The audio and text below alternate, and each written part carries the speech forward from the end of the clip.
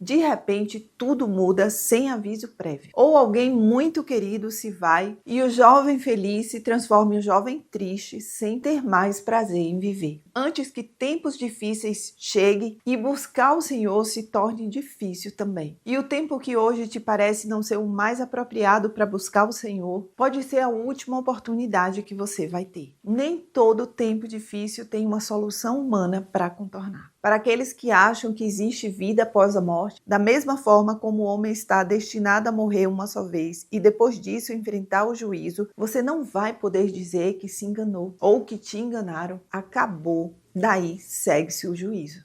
Quer você acredite ou não, você será julgado pelo Senhor. Por tudo, por absolutamente tudo que você fez, mesmo as que estão em oculto. Respondeu Jesus: eu sou o caminho, a verdade e a vida. Ninguém vem ao Pai a não ser por mim.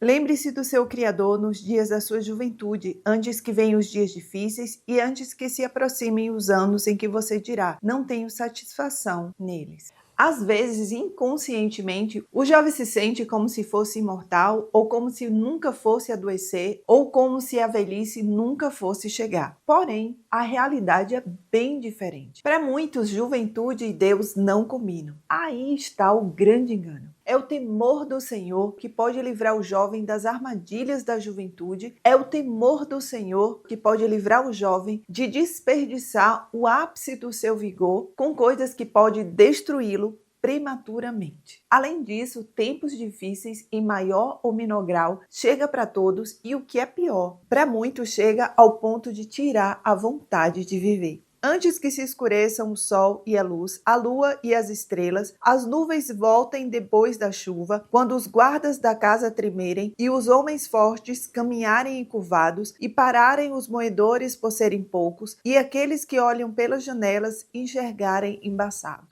Esse texto me remete à mudança de estação. Se em um momento está tudo lindo, tudo dando certo, tudo muito divertido, nenhum problema para se preocupar, de repente tudo muda sem aviso prévio. Quantas tragédias acontecem sem aviso prévio? Ou alguém muito querido se vai e o jovem feliz se transforma em um jovem triste sem ter mais prazer em viver. É isso que a palavra de Deus está falando para nós. Busque o Senhor enquanto se pode achar, antes que tempos difíceis cheguem e buscar o Senhor se torne difícil também. Muitos dizem que vão buscar o Senhor quando envelhecerem, mas aí é que tá. Será mesmo que você vai envelhecer? Espero em Deus que você chegue lá. Na velhice tudo muda, os órgãos envelhecem. Muitos têm dores crônicas de coluna, muitos perdem a visão, muitos têm problemas de locomoção, muitos têm Alzheimer que os fazem esquecer coisas muito rapidamente. São inúmeras dificuldades que podem acontecer na velhice. Não estou aqui querendo enfatizar os problemas que a velhice traz, nem generalizar, mas isso acontece com a grande maioria. O objetivo é mostrar que acontece e o tempo que hoje te parece não ser o mais apropriado para buscar o Senhor, pode ser a última oportunidade que você vai ter. O pastor Rosivaldo Araújo, comento sobre ele nesse vídeo,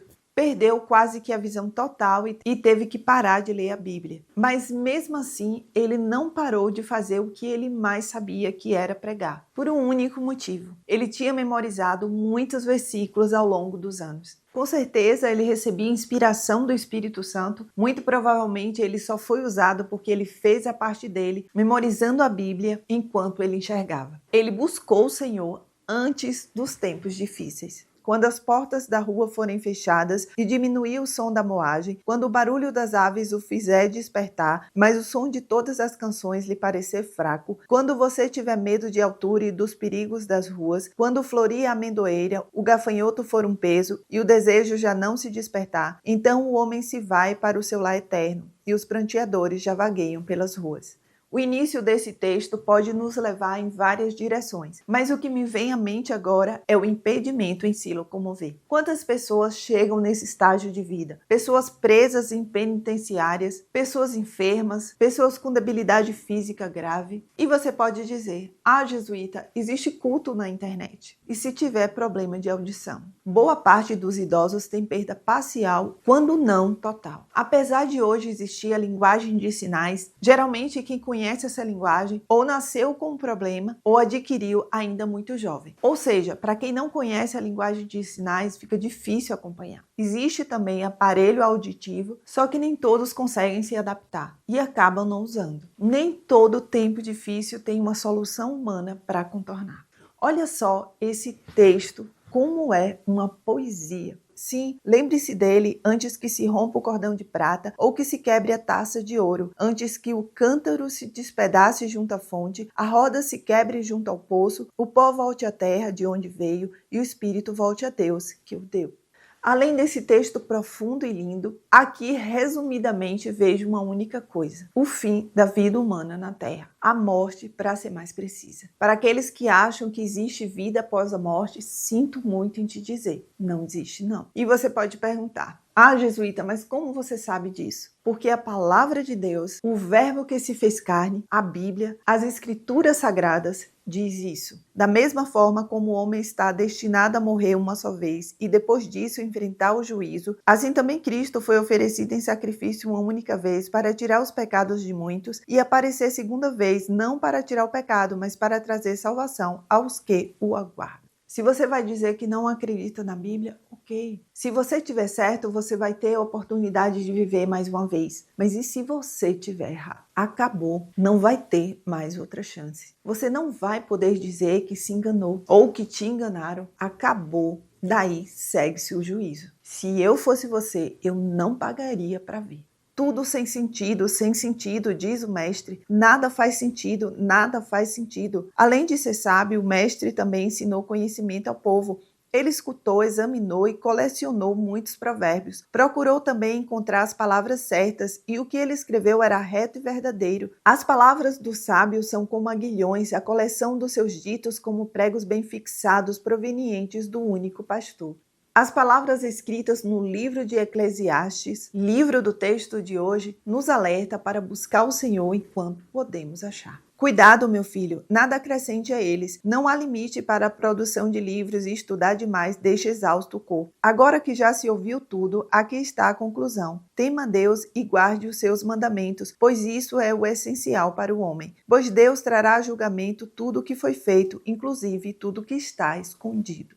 Quer você acredite ou não, você será julgado pelo Senhor. Por tudo, por absolutamente tudo que você fez, mesmo as que estão em oculto. Se você vier a acreditar, isso ainda te dará uma chance de rever as suas atitudes e buscar se consertar. Mas se você não acreditar, você já estará condenado, porque só existe uma pessoa que nos leva a Deus, Jesus e mais ninguém. Respondeu Jesus: eu sou o caminho, a verdade e a vida. Ninguém vem ao Pai a não ser por mim. A minha oração é que o Senhor tenha misericórdia de você, que Ele te ajude a vencer a sua incredulidade juvenil, que Ele coloque no seu coração fome e sede de ter uma vida com Ele, de viver a vida segundo os padrões dEle, ao invés de viver uma vida como se não tivesse amanhã. Um cheiro para todos vocês, que o Senhor os abençoe grandemente.